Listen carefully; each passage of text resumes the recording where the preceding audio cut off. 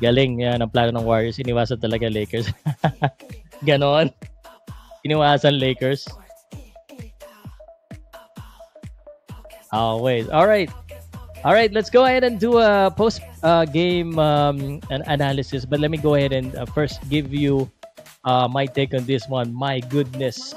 Golden State Warriors defeating the Memphis Grizzlies, the veteran leadership, like what I said, of Jimmy Butler. Jimmy Buckets play of Jimmy Butler has been activated in the play-in.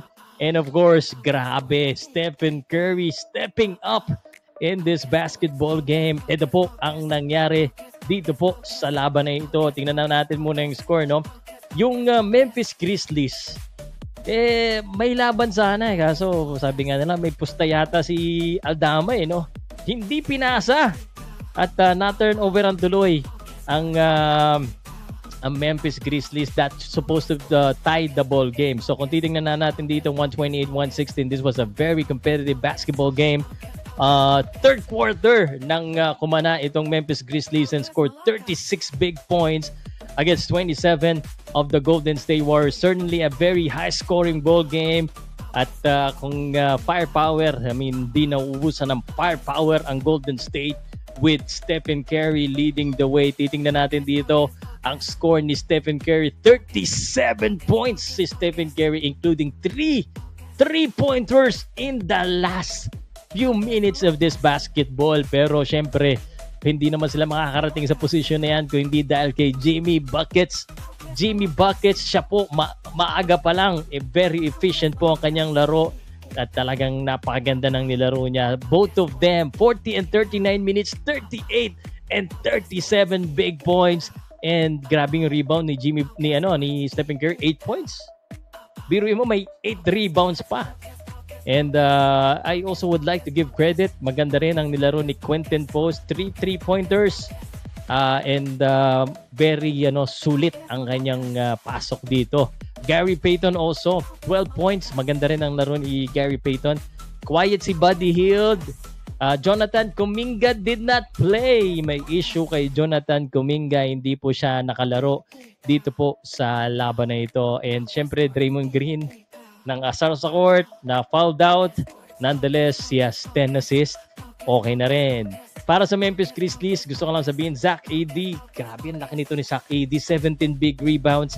Kung na-score lang sana niya yung mga ibang attempt niya, that would have made a difference. Jaren Jackson, 18 points. Desmond Bane was saving the day for them. Okay sana yung ginagawa ni Desmond Bane. Kaso, na-short talaga si Desmond Bane dito.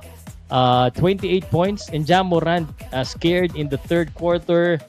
And kala ko hindi na siya makakabalik. Na-injured siya. Pero nakabalik and gumawa pa rin. And of course, Scottie Pippen Jr., 8 points. Santi Aldama, 14 points. Maganda sana laro ni Santi Aldama, pero sa bandang huli, sumablay pa rin dahil si Santi Aldama hindi pinasa. Pero siguro hindi rin masyado kasalanan sa Santi. Wala masyadong gumagalaw eh. So I don't know if it's the play of the Memphis Grizzlies o talagang na-stuck po ang Memphis Grizzlies doon. Walang napasahan eh. And then natawagan sila ng 5 seconds violation and therefore that's the case, no? Nagkaroon po ng free throw. Ito pong si Stephen Curry and Stephen Curry sealed the basketball at ayan, pasok na po ang Golden State Warriors. They're gonna end up meeting the Houston Rockets in the playoffs. Meanwhile, para po sa Memphis Grizzlies, meron pa silang isa pang pagkakataon. It's a good thing na hindi nagkatambakan pero may pagkakataon sila para kalabanin po kung sino man ang manalo sa laro bukas. So tomorrow, the games are Bulls and the Heat, 7:30 a.m. At ang mga kalaban po ng Bulls at saka ng Heat ay ang Hawks, kung sino manalo doon dahil natalo po ang Hawks kanina. At syempre, yung laro ng Kings and Mavericks, sabay natin, iko-commentary ko rin ito bukas. Sacramento Kings versus Dallas Mavericks ang laro. Makakalaban nila ang Memphis Grizzlies or the second chance ng Memphis Grizzlies because they're 7-8 eh. So, ito po yan. Sacramento, Dallas Mavericks. Tomorrow yan ang aabangan natin. So, ito na ang ating pag-usapan natin at meron tayong nandito si Skip Billy. Medyo kinabahan nito, no? Medyo sa tingin ko kinabahan kasi grabe yung Desmond Bain, Ja Morant, kahit na pilay, pumasok pa rin. Billy, kinabahan ka ba sa laro? Kinabahan ka ba? Yes! Ay, grabe yun. Grabe yung larong yun, hayop. Tama prediction ko kagabi. Si Bane lang talaga yung saksakan ng A1. Yun yung sinasabi ko kagabi. Di ba? Sinabi ko, kay Ja, si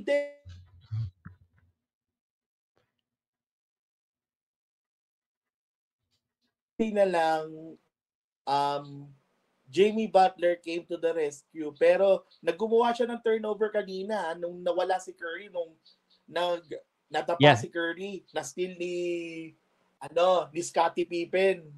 Kaya nga sabi ko, shucks. Kasi 6 yung lamang tapos binaba pa sa 2.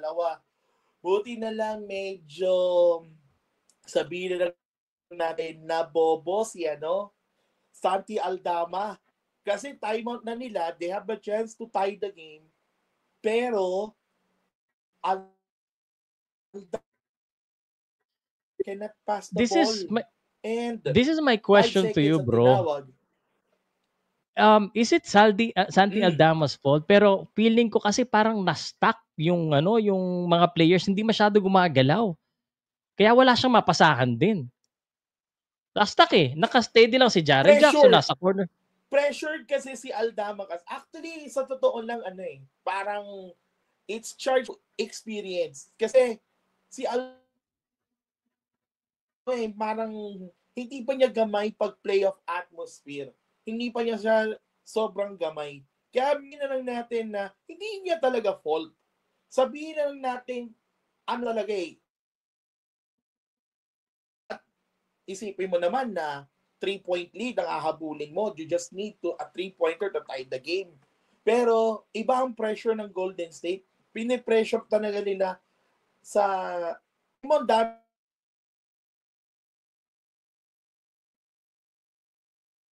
So baga, it's a matter of we don't want to lose Remember, the Warriors have won 6 games against Memphis at home. And we don't want to get a loss for this one. Na ang iisipin ko lang ay, alam mo, sa totoo lang, Kuya Pao, sobrang sakit sa ulo si Desmond Bain. Ang galing Sobrang sakit sa ulo, pero buti na lang nagawan pa namin ng paraan. Tapos si Draymond Green, foul out pa. Medyo yung referees kasi parang A1 din sila magpatawag ng call Kaya hindi ko gusto, pero buti na lang nakalusot. Anyway, I mean, nakalusot and bilang isang Warriors fan, may nagtanong dito, what do you think of the Curry-Butler playoff tandem? Actually, hindi Curry and Butler machine. It's more of Butler yan. Because remember, kaya nandiyan si Jimmy because he has the winning attitude. And having the winning attitude, combining with the winning tradition ng Warriors kasi, pwede pang umabot yan hanggang finals. Pwede. Basta lang, kumapit lang silang tatlo ni na Curry, ni Green, at ni Butler. Kayang mag-finals ng Warriors. Kaya. Okay. One other thing, source of concern. Itong Grizzlies, they have Zach AD, who basically, ikaw, ganito ka magsalita Minamaw ni Zach AD, dominated rebounds, 17 rebounds.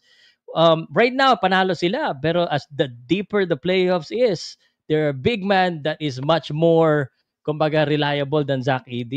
Is this a source of concern for the X-Factor, di ba kagabi? Si Zach AD lang. Tingnan mo, 14 and 17.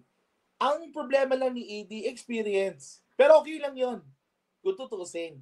Because, ito lang Out-rebounded, pa pare, lang, 50 out of Memphis 39. had 50 rebounds. Kasi, Takis, yun na sino kahapon.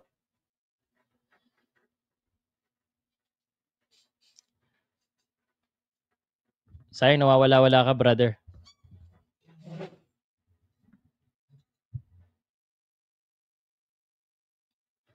So, yun ang problema ng Golden State. Tingnan mo yung turnovers. Turnovers ng Grizzlies 19. And then the Warriors have 13 steals. So kahit sabihin mong yamado ang Memphis sa rebounding, ang sakit lang talaga yung turnovers nila. And yun. Well, yun na nga, ito na yung ano ko. It's not that. The concern now is moving forward. Meron silang pang kontrapelo eh. They have steals, they took care of the ball, they only have 10 turnovers, and Memphis Grizzlies, while they have the rebounding, mahina. They have inexperience eh. Kaya ang daming turnovers eh. Tapos, pero pagdating mo na deep playoffs, mas matindi na ngayon ang mga kalaban. Pero do you think yung kasi, center position ng Warriors can take them really all the way? Ganito. Kung walang Jimmy Butler sa Warriors, wala. Talo kami sa Grizzlies for sure. Baka hindi nga kami nag-play ng Warriors, eliminated pa nga eh. Well, going forward kasi, syempre, I will be concerned. Hindi concerned eh. Well, good luck Houston. Kasi, inexperienced yung team nila.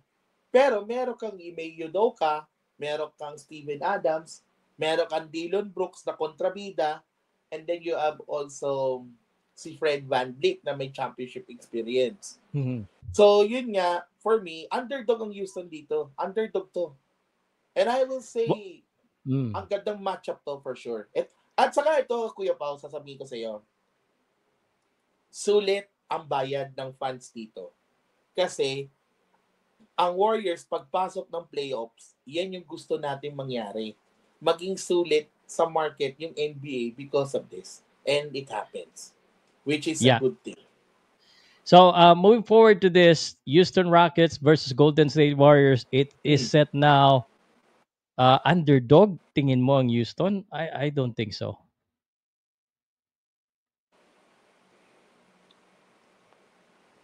But anyway, abangan na lang natin. By the way, I also wanted to give a commendation kay Quinton Post. Grabe yung Quinton Post, 6'11 with 3 threes. Yes, I like Quinton Post. Lumalaban si Quinton Post. I like Very efficient siya. Pero efficient ang laro. Yeah. Maganda yung nilaro ni Quinton Post. Kaya nga yung sinasabi ko kagabi. It's all about yung laki ng Grizzlies. Buti na lang, yung turnovers at yung free throws, doon kami nakalamang. And another thing, syempre, for the Warriors, kahit papano, nakabunot na kami ng tinik. And they got their first win in the play-in tournament out of 4 tries. Thankful ako. Yun naman sa Magic and Hawks. I wanna ask you about sorry? Yung sa Magic and Hawks kasi I wanna ask you about this. Kung wala na tayong ka mag-transition, brother. Tanungin mo muna kung meron tatanungin sa ano. Go lang. Sa Warriors and Grizzlies, I wanna ask you about the Magic and the Hawks. I'm quite surprised, honestly, that the score is like this. Orlando Magic dominated. Actually, ito lang yung masasabi ko. Diba, Trae Young lang naman ang kailangan mong asahan. Yan lang eh. Tingnan mo, pumutok si Trae Young nung third. Diba? Okay. Kaso, iba yung sabi ko sa iyo, yung front, yung deep ng bench ng Orlando. Sinong gumawa? Anthony. Cole Anthony. The Anthony brothers. 21 points sa bench. Kaya, actually, dalawang Anthony bro eh. Cole at saka Anthony Black. Parang maganda laro.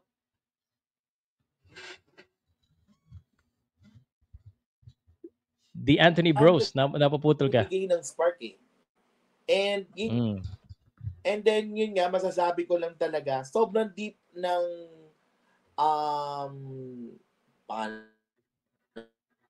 sobrang deep ng Orlando. Pero nababa pa yan sa 3 kanina nung third quarter. Ang problema, it's still Trae Young talaga eh. Umaasa lang talaga sila kay Trae Young. At yun talaga yung nangyari sa sa Atlanta. Well, for me, Orlando, congratulations to them. Pasok. Pero yayariin pa rin yun ng Boston yan. And as I've said yesterday, 5 games. Mananalo pa rin 5 games. Ilalaban ko lang isang laro yan. Okay. All right. So looks like ayan na yung aabangan natin. So pero kailan magsisimula yung real playoffs? Sa linggo. Pero sa linggo, no? Pa. Ayan, linggo. Kasi meron ang aga naman ito. Bukas. Yeah, yan. Pacers Bucks ang first game. Tapos ang aga naman. Clippers. Then Knicks Pistons. And then lastly, Lakers T-Wolves. Tapos sa sa Monday naman, Celtics Magic, Cavs at the winner between the Hawks and Chicago and Miami. Then the Houston Rockets and the Golden State Warriors. And lastly, Thunder and the winner between Grizzlies, Mavericks, and Kings. Yun. Alright. So, yan. Abangan natin. Pero yun nga, bukas will be the 9 versus 10. So, syempre, ito lang ang tanong dyan ay simple. So yun nga, Sacramento kako, Dallas dito. So, well, tapos sa Bulls Miami tayo parehas. So, this will be it. Pag nanalo Miami Heat dito, kayang-kaya na talunin Hawks. Kaya nga eh. Ang saya na. Yung Grizzlies din, feeling ko baka matalo pa to eh. Kasi baka duda ako kay Ja Morant eh. Pinilit lang yan 4th quarter, baka maramdaman niya na yung sakit after. Hindi, lalaro yan si Ja. Ilalaro ni Ja yan. Hindi papayag si Ja. Pero ang isang player na talagang key is Desmond Bain. Grabe si Bain. Pero basta tandaan mo, pag hindi naglaro si Ja Morant, goodbye na yan. Depende. Kasi meron kang pa rin Scottie Pippen Jr. Tapos meron kang... Wala, iba pa rin yung Ja. Iba pa rin yung Ja, bro. Meron kang... Yeah. Pero totoo lang kasi, Memphis is Ja's team. Parang yan, Atlanta with Trae Young. That's correct. So, halata naman eh. Pagpasok ni Ja, hindi mo na kailangan iikot yung bola eh. Pag hawak niya, siya na yung play. So, anyway. Ayan ang nangyari today. You got the point there. Yeah. Okay.